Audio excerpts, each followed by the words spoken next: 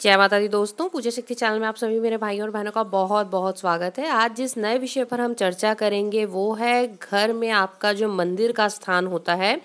या वास्तु के हिसाब से घर का मंदिर किस दिशा में रखना चाहिए, किस रंग का होना चाहिए, किस धातु का होना चाहिए और किस प्रकार की मूर्तियां जो हैं मंदिर में स्थापित करनी चाहिए। सबसे पहले आप ये जो है आध्यात्म से जुड़े हुए लोग जितने भी हैं, आध्यात्मिक जो चीज़ों की संरचना करते हैं या आध्यात्म के क्षेत्र में आगे बढ़ना चाहते हैं, ये दिशाएं उनके लिए भी काफ़ी उत्तम रहेंगी। जो लोग आध्यात्म से जुड़ना चाहते हैं, मेडिटेशन से जुड़ना चाहते हैं, रेकी में आगे बढ़ना चाहते हैं, टैरो में आगे बढ़ना चाहते हैं या भगवान के समीप आना चाहते हैं, उनके लिए दिशाएं जो हैं काफ़ी उत्तम रहेंगी, क्योंकि कहा जाता है इन दिशाओं में साक्षात ईश्वर का वास होता है। अगर आप कोई पूजा पाठ नहीं कर पाते हैं, जैसे आपके घर में अगर मंदिर की स्थापना आप नहीं कर पाते हैं, आप हॉस्टल में रहते हैं या आप किराए पे रहते हैं या किसी और जगह पे रहते हैं जहाँ पे मंदिर स्थापित करना संभव नहीं है,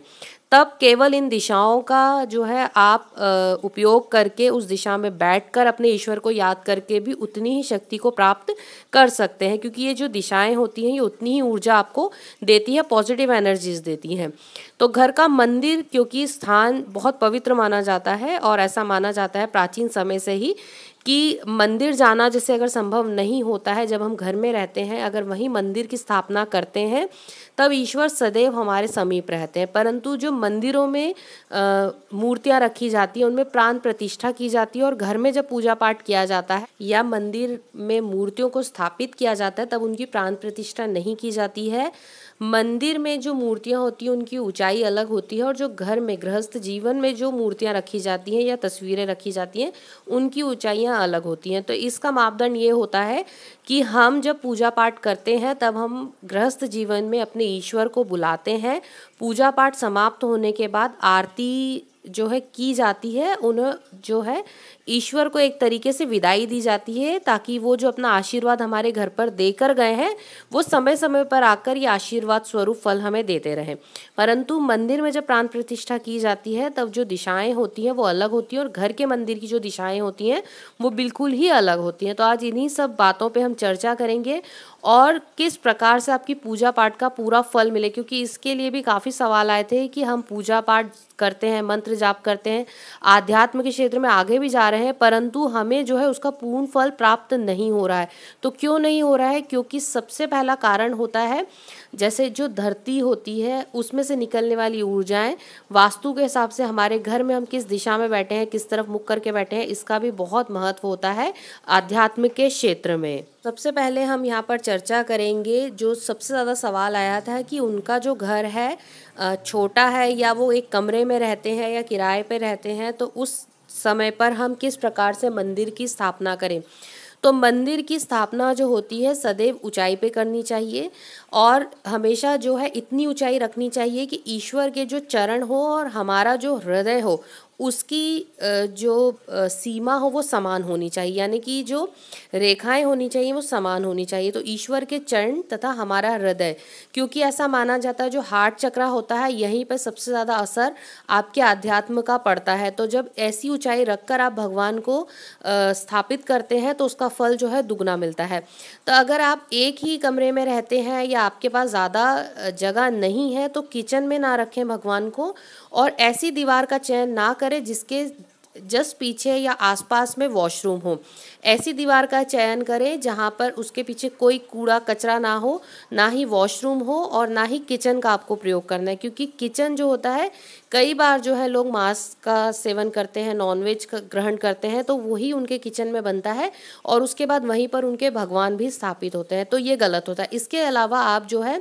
अपने हॉल में या जो एक रूम होगा उसकी दिशाएं जब हम आगे चर्चा करेंगे तो वहाँ पर आप अपने ईश्वर को स्थापित कर सकते हैं। ऊंचाई इतनी रखें कि ईश्वर के चरण और आपका जो हृदय है उसकी जो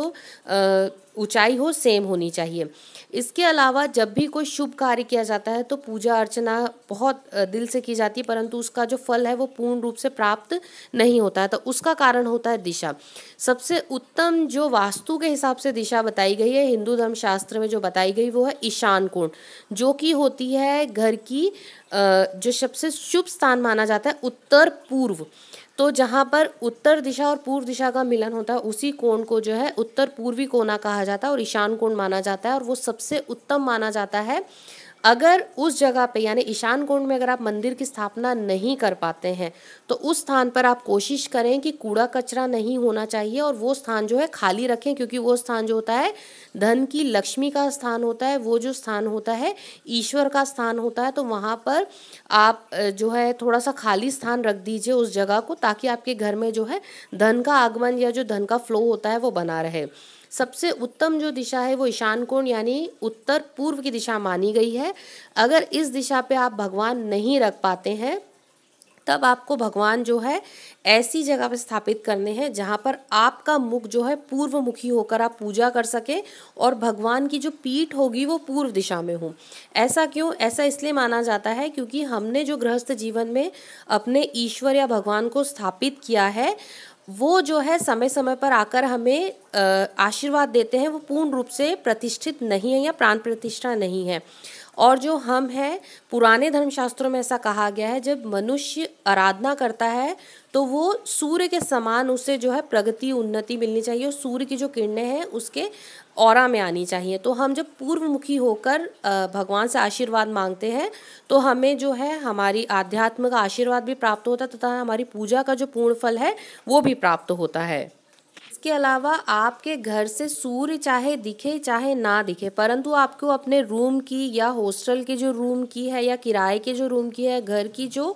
पूर्वमुखी दीवार हो वहीं पर आपको इस प्रकार से भगवान को स्थापित करना है कि उनकी पीठ जो हो पूर्व दिशा में हो और आपका मुख जो है पूर्व दिशा में होना चाहिए, तो ही आपको जो है पूर्ण रूप से फल प्राप्त होगा। अगर किन्हीं वजहों से पूर्व दिशा में मुख ना रख सकें तो पश्चिम दिशा भी शुभ मानी जाती है, परंतु कोशिश करें ईशान कोण या पूर्व दिशा की ओर का मुख करके आप पूजा पाठ करें, जिससे आध्यात्म के क्षेत्र में आप आगे बढ़ेंगे और आपकी जो भी मनोकामना आप ईश्वर से कहते हैं वो ज़रूर पूर्ण होती है और आपकी जो पूजा पाठ है उसका पूरा फल भी आपको प्राप्त होता है। वहीं कई घरों में जो है मंदिर ज़मीन पर बना दिए जाते हैं, जो कि पूर्ण रूप से सही नहीं। हमारे धर्मशास्त्रों में कहा गया है कि और वास्तु के हिसाब से भी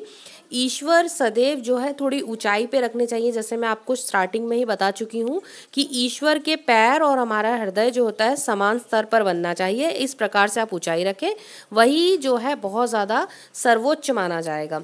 अब अधिकांश घरों में मंदिर में जो पूजा करते हैं या आरती करते हैं उसके बाद जो कपूर का दिया होता है जिसमें हल्की कालक आ जाती है, कई बार व्यक्ति गलती करते हैं कि कपूर की आरती करने के बाद जो दीपक होता है उसे वहीं रख देते हैं मंदिर में। आपको ऐसा नहीं करना है। जब आप कपूर की पूरी आरती कर लें उसके बाद आपको वास्तु के हिसाब से जो दिया होता है उसे घर के दक्षिण दिशा में रखना है, जो कि अग्नि कोण माना जाता है। तो दक्षिण दिशा में अगर रखेंगे तो सकारात्मक ऊर्जा आपकी घर की ओर आने लगेगी, पॉजिटिव एनर्जीज आपके घर की ओर बढ़ने लगेंगी और जो दक्षिण दिशा की ओर से जो भी कोई नकारात्मकता आती होगी वो रुक जाएगी। तो आपके घर में जो है वास्तु के हिसाब से दोष भी खत्म होंगे और पॉजिटिविटी का जो संचार है वो सदैव बना रहेगा। इसके अलावा जो सबसे ज़्यादा सवाल आए थे कि मंदिर का जो धातु होता है वो किस प्रकार का होना चाहिए, किस धातु से बना हुआ मंदिर जो है घर में स्थापित करना चाहिए। तो सबसे उचित जो वास्तुशास्त्र के हिसाब से मंदिर कहा गया है वो लकड़ी का मंदिर कहा गया है। आम की लकड़ी का मिल जाए तो उत्तम होता है, चंदन की लकड़ी का भी बहुत उत्तम होता है। अगर इन दोनों का ही ना मिल पाए तो केवल लकड़ी का आप जो है मंदिर अपने घर में स्थापित करें, क्योंकि ऐसा माना जाता है कि लकड़ी जो होती है वो सौभाग्य बढ़ाती है, गुड लक का प्रतीक होती है और लकड़ी जो होती है वो स्थायी होती है, यानी कि वो स्थायी आपके जीवन में सौभाग्य की वृद्धि करती है। कभी भी हमें जो है मेटल का मंदिर नहीं रखना चाहिए, कांच का मंदिर नहीं रखना चाहिए, क्योंकि कांच जो होता है वो राहु का प्रतीक माना जाता है और राहु जो है पूजा पाठ में सदैव विघ्न माने जाते हैं, क्योंकि राहु काल के समय पर वैसे भी कोई शुभ कार्य पूजा पाठ नहीं की जाती है। तो इस बात का आपको ध्यान रखना। आप संगमरमर का मंदिर भी रख सकते हैं जो कि शुक्र का प्रतीक माना जाता है, परंतु इस बात का ध्यान रखें कि जो संगमरमर का मंदिर होगा वो सुख शांति तो लेकर आता है, परंतु वो कहीं से जो है टूटा हुआ ना हो, इस बात का आपको ध्यान रखना है। इसके अलावा मंदिर जो होगा उस रूम में अगर आप अलग से कलर करवाते हैं, जैसे आपने एक मंदिर का रूम बनाया है तो किस प्रकार का कलर यूज़ करना है, तो हल्के रंगों का जो प्रयोग है वो आप करें, क्योंकि जो गहरे रंग होते हैं वो आपके पूजा पाठ में आपको तामसिक बनाते हैं, यानी कि वो जो है उग्र आपको करते हैं। तो आपको सदैव हल्के रंगों का प्रयोग करना है जिससे कि सौम्यता बनी रहे पूजा पाठ के समय में। अब जो लोग मेडिटेशन करते हैं, अगर उन्हें उनकी मेडिटेशन का पूर्ण रूप से फल नहीं मिलता है तो उन्हें जो है सदैव जो है नॉर्थ ईस्ट कॉर्नर का या फिर साउथ ईस्ट कॉर्नर का जो है प्रयोग करना है। साउथ ईस्ट कॉर्नर जो होता है आग्नेय कोण माना जाता है। ये जो कोण होता है ये बहुत शुभ माना जाता है आपके मेडिटेशन के लिए। वहीं पर अगर आप सौम में जैसे मेडिटेशन करते हैं और आप केवल चक्रास को एक्टिवेट करते हैं, या जैसे मैंने ईशान कोण बनाया,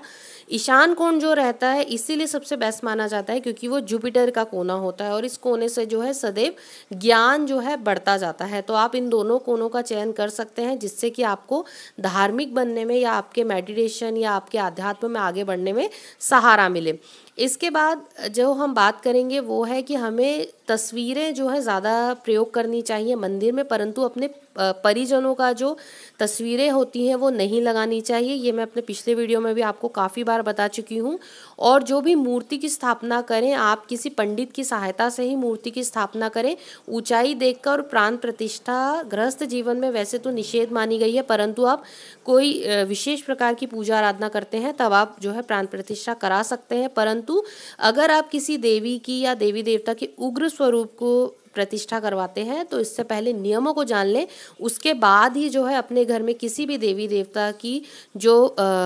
मूर्ति होती है उसकी स्थापना करवाएं। तो भाइयों और बहनों, आशा है आज का ये वीडियो आप सभी को बहुत पसंद आया होगा। आप सभी के जितने सवाल थे मैंने इस पूरे वीडियो में दिए हैं। इसके अलावा अगर आपके कोई सवाल हो तो आप पूछ सकते हैं। आज अपनी वाणी को यही विराम देते हुए मैं आशा करती हूँ हम फिर मिलेंगे किसी नए विषय पर चर्चा करते हुए। आप सभी का बहुत बहुत धन्यवाद मुझे सुनने के लिए। धन्यवाद दोस्तों।